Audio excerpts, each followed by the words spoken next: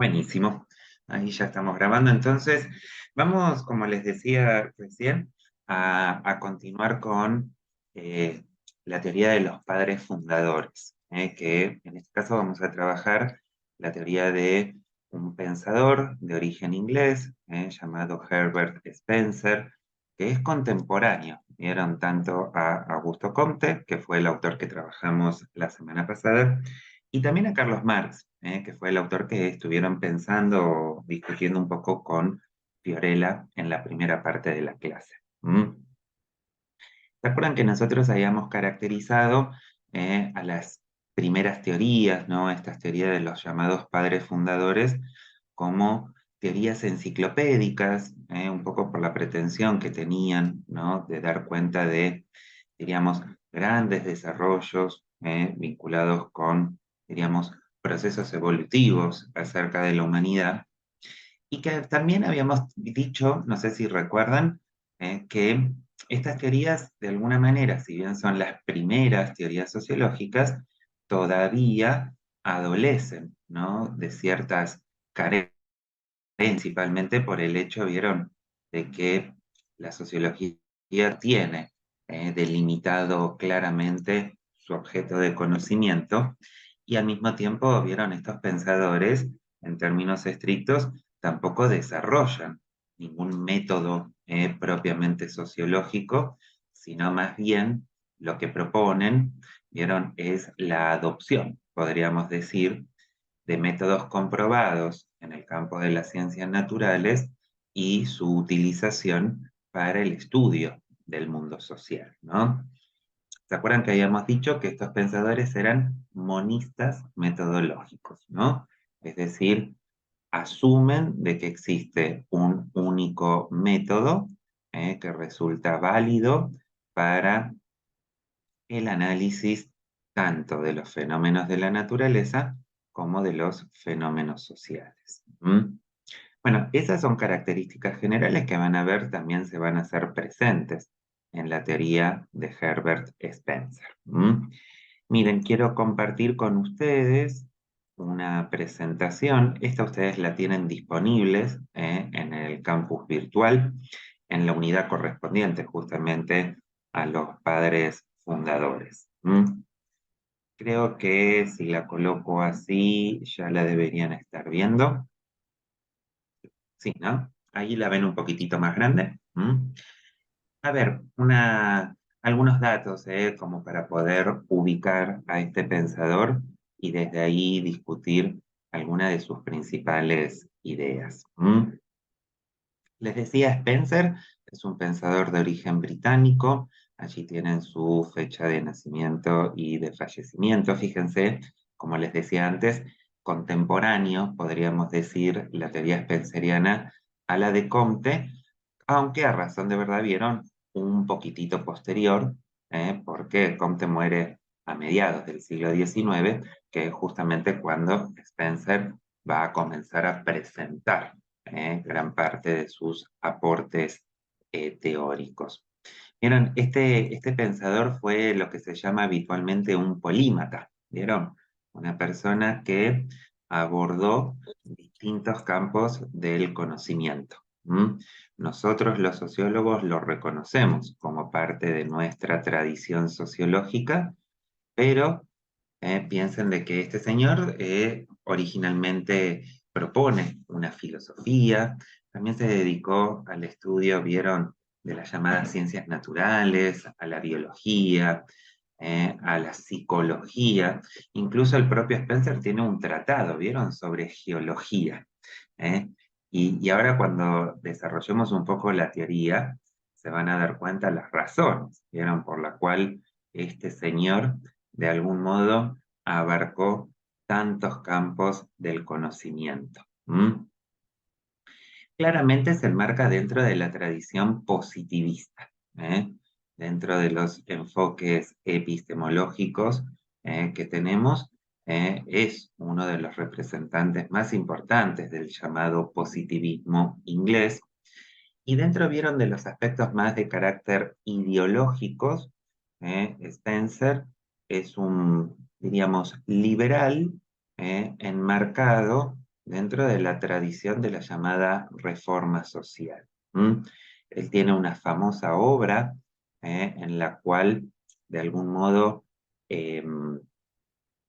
reivindica, ¿vieron?, los principios del liberalismo clásico, y en donde esta obra se llama El individuo contra el Estado, ¿no?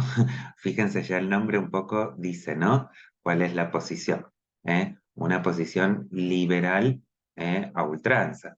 Para Spencer, justamente el Estado opera algo así como si fuese un obstáculo, ¿vieron?, para la autonomía individual. ¿Mm? Pero tal vez lo más importante, vieron, o por lo cual es más conocido Spencer, es por su perspectiva evolucionista. ¿Mm? Si bien todos los primeros sociólogos son evolucionistas, ¿se acuerdan? La semana pasada discutimos con Augusto Comte su famosa ley de los 3 estadios, en donde justamente discutíamos, ¿no?, el carácter evolutivo del pensamiento humano, ¿no? Tal es lo que la ley propone. Bueno, en el caso de Spencer esto se va a hacer todavía aún más notable, porque justamente él va a ser ampliamente reconocido por la formulación de una famosísima ley que justamente la va a llamar de tal manera, ¿no? La ley de la evolución general. Para Spencer, la evolución es una fuerza que atraviesa todo el mundo, tanto natural como social, y que, vieron, ningún objeto que forma parte de este mundo puede escapar a esa fuerza evolutiva. ¿Mm? Este pensador se va a ver bastante influenciado por las obras de otro pensador también evolucionista, en este caso en el campo de la biología, llamado Lamarck, que justamente entendía este pensador de que los organismos vivos se encontraban sometidos a un proceso evolutivo, el cual los obligaba a adquirir, vamos a decir, nuevos rasgos a partir de las necesidades adaptativas al medio ambiente. ¿Mm? Van a ver de que todo esto que estoy diciendo, luego, de alguna manera, se va a hacer presente en la teoría sociológica spenceriana. ¿Mm? Un señor, vieron, que tuvo mucho éxito, un prestigio verdaderamente enorme, un reconocimiento, hasta les diría, inusitado, para ese momento, para un científico social, ¿vieron? Piensen de que él está fundando una disciplina que todavía en ese momento ni siquiera tiene reconocimiento académico y sin embargo fue ampliamente reconocido. Sus publicaciones fueron un éxito verdaderamente eh, notable. Van a ver de que publica un montón de obras en distintos campos. Y sin embargo, vieron, siempre señalamos esto. ¿eh? La teoría spenceriana no tuvo discípulos. Es decir, no crea, vieron, Spencer, lo que podríamos llamar una escuela de pensamiento sociológica inglesa. ¿eh? Por el contrario, la influencia, por ejemplo, de Comte en los pensadores posteriores probablemente sea bastante mayor que la que Spencer produjo en su propio medio, diríamos, académico, ¿no? Entonces, a diferencia de lo que sucede en Francia, en donde nosotros después vamos a tener, vieron, toda una escuela de pensamiento positivista francesa, en el caso de Inglaterra, esto no va a ocurrir. ¿Mm? Miren, acá tienen una fotito de Spencer para que lo conozcan. Un señor, ¿vieron? El típico gentleman inglés de la época, muy del siglo XIX. Y fíjense, acá tenemos un montón de sus obras, como para que ustedes puedan reconocer, como les decía antes, esa suerte de diversidad temática. Yo obviamente incluí dentro de estas publicaciones las que más se acercan, podríamos decir, a la reflexión sociológica, obviamente, ¿no? Fíjense, tiene tratados de psicología, tiene algunos tratados de biología, ¿no? Se ha dedicado a la epistemología, a la ciencia política y también, obviamente, a nuestra sociología. Contrario a lo que uno pueda tal vez deducir por los títulos de la obra, la teoría sociológica spenceriana no está contenida en esa obra que se llama Principios de Sociología, sino que la propone bastante tiempo antes. El núcleo de la teoría spenceriana está en esa famosa obra que se llama Primeros Principios, que es la teoría o la obra en la cual él va a proponer su famosa ley de la evolución general. Así que bueno, vamos a tratar de seguir un poco cuál es la línea que nos propone Spencer para pensar, ¿vieron? Esta ley de la evolución general. Obviamente, hago una primera aclaración, ¿vieron? La ley de la evolución general en la actualidad se encuentra absolutamente perimida.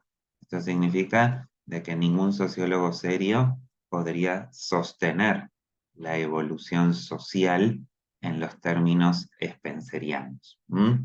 En principio, vieron, porque los sociólogos descreemos profundamente de la idea de evolución, por lo menos en la actualidad, ¿vieron? Pero en el momento fundacional de la disciplina, la noción de evolución era una noción ampliamente extendida.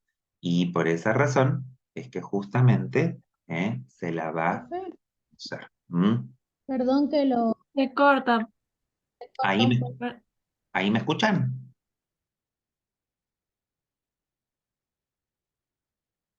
Ahí, muchachos, ¿me lográn Sí, sí, escuchar? ahora sí. Sí. Buenísimo. Sí, Voy a ahora sí. cortar Sí. voy a cortar un segundito la cámara entonces a ver si tengo mejor intensidad de señal. Ok. Eh, Ustedes avísenme si se corta mucho, porque puede ser de que tenga el internet un poco inestable. Les decía, la ley de la evolución general, en la actualidad, los sociólogos vieron, ya no la sostenemos como tal. En realidad, incluso la idea misma de evolución en la actualidad es una idea fuertemente discutida. Pero, obviamente, en el contexto específico en donde surge la teoría sociológica spenceriana, la noción de evolución era una noción ampliamente extendida.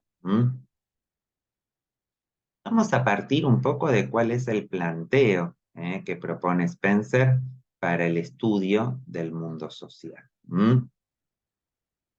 Primer punto de partida. Spencer obviamente va a sostener de que la sociología pretende estudiar el desarrollo evolutivo de las sociedades. Y lo que nos va a proponer es que la sociedad es un fenómeno supraindividual, como lo llama él, ¿no? Un organismo supraorgánico. ¿Qué significa ello? Ello significa que obviamente las sociedades están formadas por personas, pero tal como entiende Spencer, esas personas, o esas en realidad sociedades, son mucho más que la suma de las personas que la conforman. Lo que está tratando de hacer Spencer de esta manera es darle una entidad, vamos a decir, propia a la sociedad. Para él, la sociedad no es solamente la suma de personitas, sino que por el contrario, la sociedad tiene una entidad que la Profe, conforma como algo no sé particular. qué dijo Lu. ¿Cómo, perdón? Profesor, Sí, profe, sí. se le corta bastante, se le cortó toda la parte que dijo. Recién no se entendió nada porque se cortó todo. ¿Ahora me logran escuchar bien? ¿Así? Sí, ¿Sí? ahí sí. A ver, entonces vuelvo. Les decía, la sociedad es una realidad supraorgánica. Supraorgánica significa de que es algo más que la, diríamos, suma de las personas que la conforman. Lo que está tratando de reconocer Spencer con esto es que las sociedades tienen, vamos a decir, una entidad propia, una entidad que es mucho más que la participación de las personas en esas sociedades. ¿Mm? Spencer va a distinguir, ¿vieron? De que el mundo básicamente está conformado por tres tipos de organismos. Él los va a llamar organismos inorgánicos o individuos inorgánicos, individuos orgánicos y finalmente los individuos supraorgánicos. Los individuos supraorgánicos justamente son las sociedades. Ahora, ¿cómo o por qué están conformadas las sociedades? Las sociedades, si bien tienen personas, el elemento distintivo de esas sociedades no son las personas en sí, sino son un conjunto de elementos que Spencer va a llamar instituciones.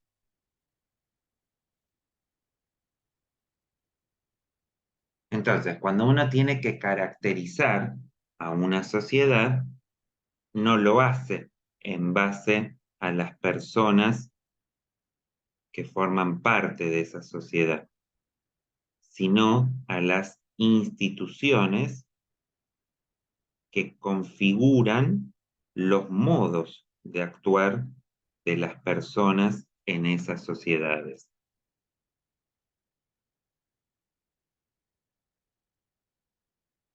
De esa manera, vieron, Spencer sostiene una idea, diríamos, parecida a la de Comte. Las sociedades tienen un aspecto, vamos a decir, estático. Esa estática social básicamente es el conjunto de las distintas instituciones que vienen a satisfacer necesidades sociales. ¿Cuáles pueden ser las instituciones? Bueno, hay de muchos tipos, ¿vieron? Spencer habla de instituciones domésticas, como pueden ser la familia, instituciones ceremoniales, como pueden ser los desfiles, los rituales de una sociedad, instituciones políticas, como pueden ser, por ejemplo, el Estado, instituciones eclesiásticas vinculadas con, obviamente, la religión, e incluso hasta habla de instituciones profesionales, ¿vieron? Las que tienen que ver con el desempeño de distintas actividades, lo que nosotros llamaríamos, ¿vieron? Las actividades económicas de una sociedad. Entonces, cuando nosotros tenemos que comparar, podríamos decir, a una sociedad con otra sociedad, dice Spencer, no tenemos que ver a las personas de esas sociedades, sino tenemos que observar cómo son sus instituciones.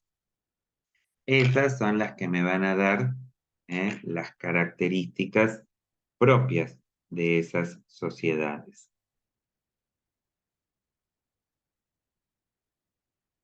¿Se entiende hasta acá, muchachos? Sí, Sí, sí, sí. profesor. ¿Sí? Ahora, Sí, profe. esas sociedades, ¿vieron? Tienen entonces este aspecto, nosotros lo llamaríamos más estático, y que Spencer asocia a lo que él va a llamar estructura. La estructura es, en definitiva, la particular forma en la cual cada sociedad va organizando a las distintas instituciones que existen con el propósito, ahora vamos a ver, de satisfacer ciertas necesidades.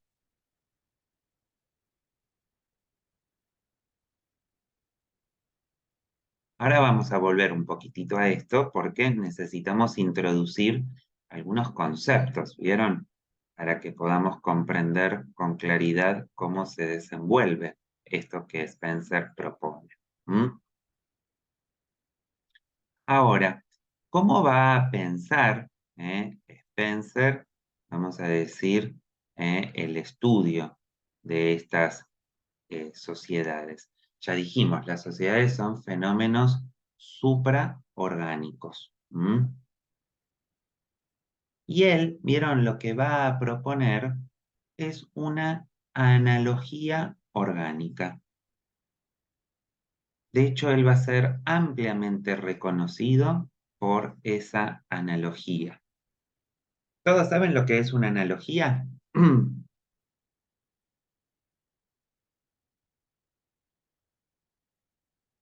¿Qué sería una analogía?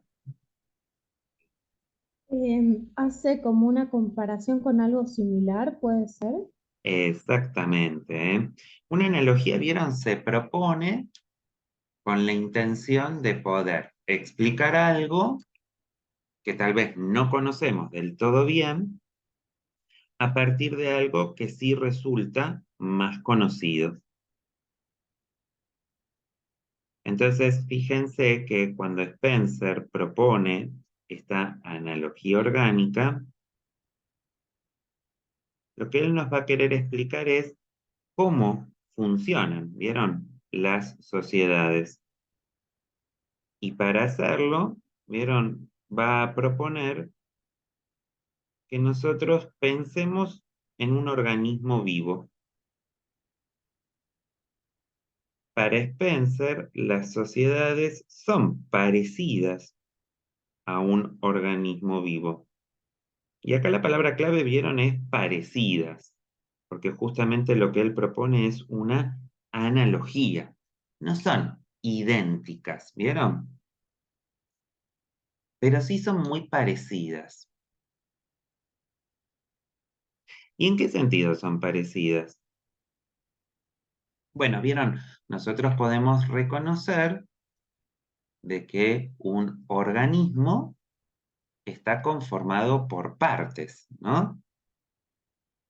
Partes a las que nosotros podríamos llamar son órganos. Pensemos en nuestra propia biología.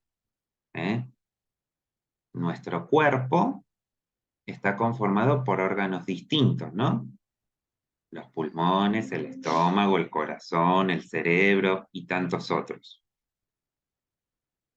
Esos órganos, ¿vieron? Están dispuestos de una cierta manera que hacen que nuestro cuerpo tenga la forma, vamos a decir, que tiene. Bueno, Spencer lo que va a decir justamente es que las sociedades también tienen partes. partes que él va a llamar justamente órganos sociales, o como las hemos nombrado previamente, instituciones.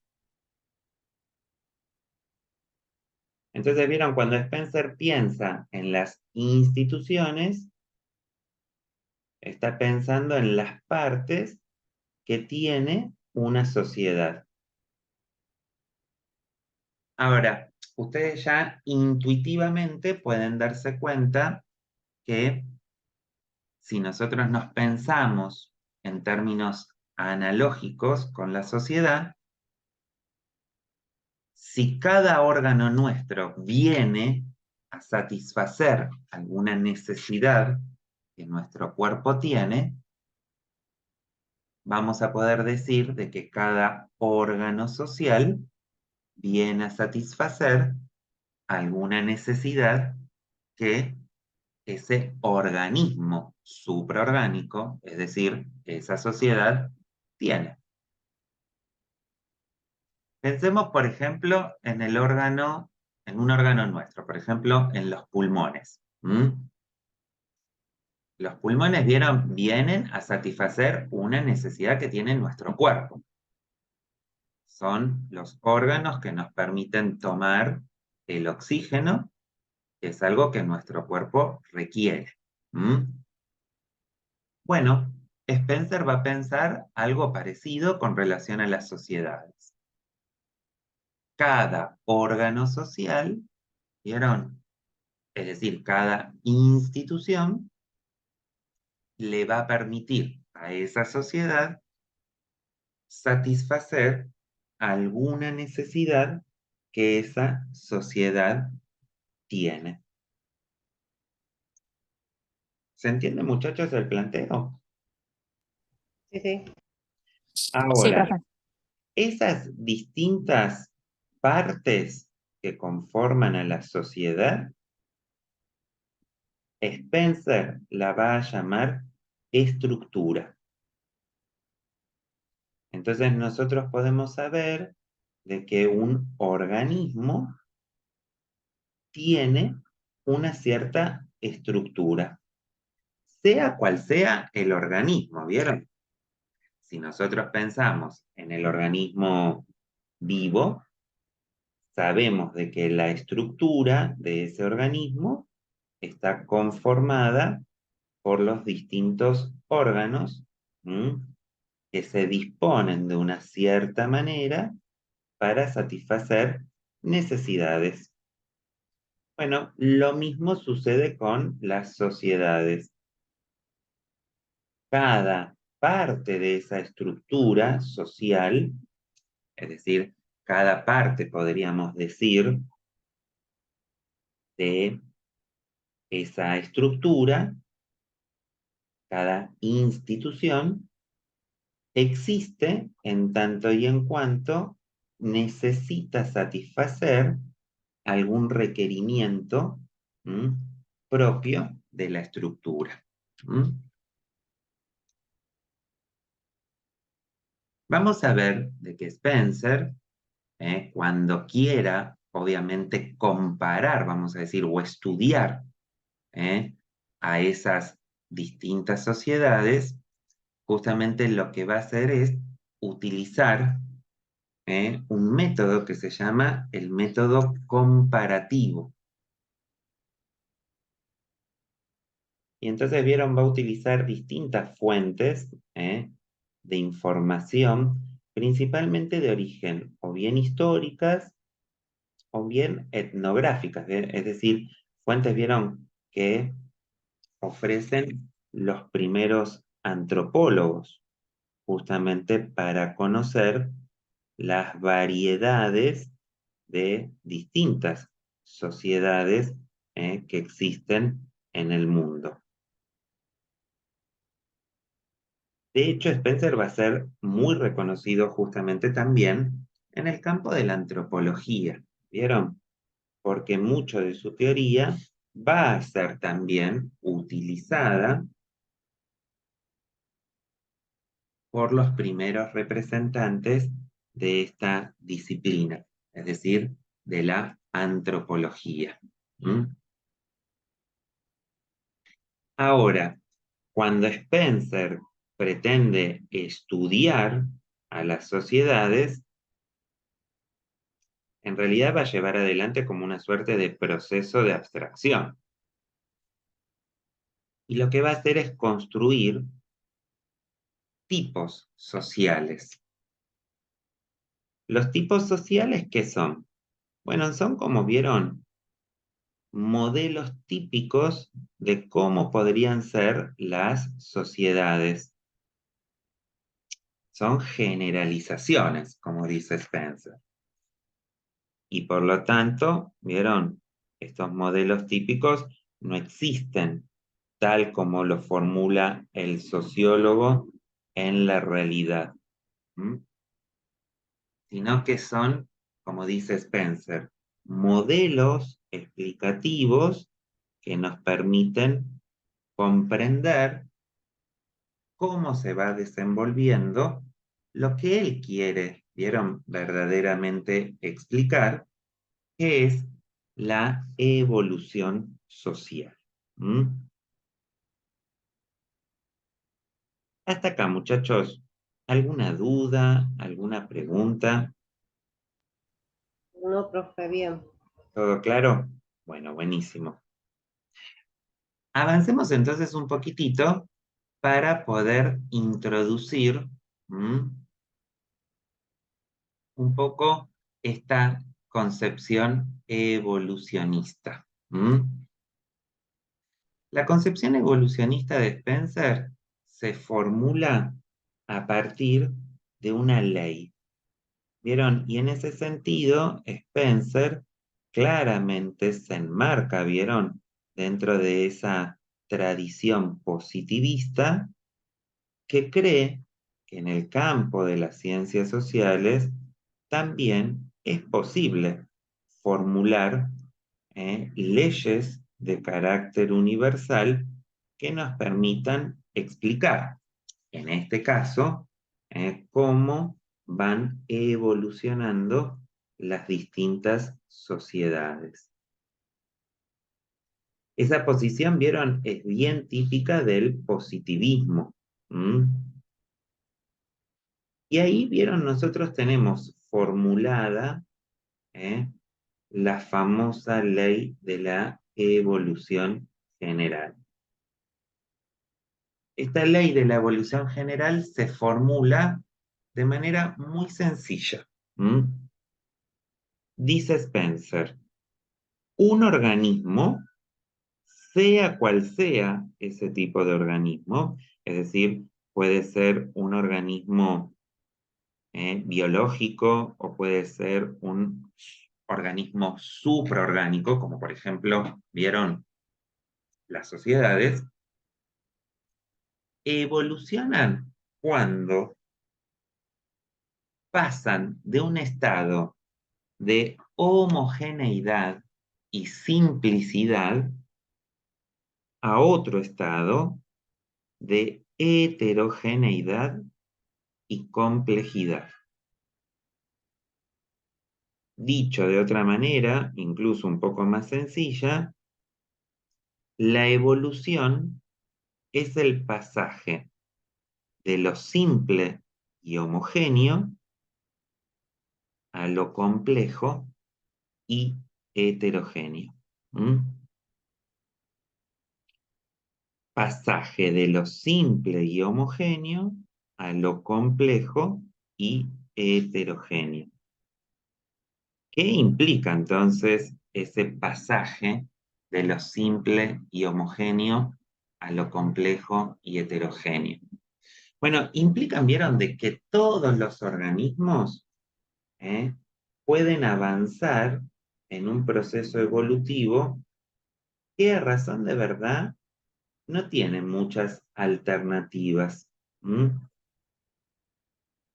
Los organismos evolucionan o bien involucionan y esa involución los conduce, como dice Spencer, a un estancamiento y posterior disolución o desintegración.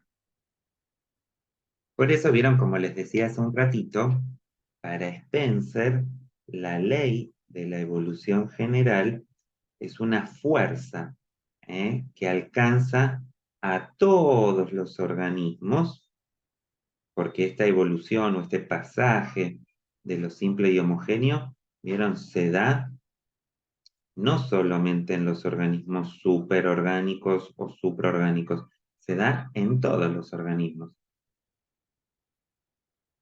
Y ningún organismo, vieron, puede escapar a ella. Si los organismos no se logran adaptar a los cambios que implica la evolución, bueno, vamos a ver de que Spencer va a sostener la idea de que esos organismos van a desaparecer, van a desintegrarse. Ahora vamos a ver específicamente qué implica el proceso evolutivo. Como ustedes ven allí, implica una diferenciación de funciones y una especialización, y al mismo tiempo una mayor diferenciación de las partes y por lo tanto una complejidad estructural. Pero para que estas ideas nos queden más claras, lo que necesitamos es introducir otro concepto. ¿Vieron? Ya hemos introducido el concepto de lo que implicaba la estructura. ¿Se acuerdan? La estructura era la particular disposición de partes que un organismo tiene, donde cada parte viene a satisfacer algún tipo, vamos a decir, de necesidad. Pero, ¿vieron? Nos falta introducir una idea adicional, que es la idea de función. Entonces, si vamos a pensar a la sociedad como estructura, necesitamos también darnos cuenta de qué modo cada parte de esa estructura viene a satisfacer una función específica. Como vamos a ver ahora en un ratito, evidentemente la evolución implica eso, un cambio en la función y en la estructura. Muchachitos, se va a cortar ahora porque pasaron nuestros primeros 40 minutos. Lo que les pido es, vuélvanse a conectar, calculen 5 minutos aproximadamente, que es el tiempo que demora en procesar la grabación de esta clase, y ya nos volvemos a conectar. Así avanzamos con estos dos conceptos adicionales. ¿Sí? Perfecto. Buenísimo. Ok. Listo, profe.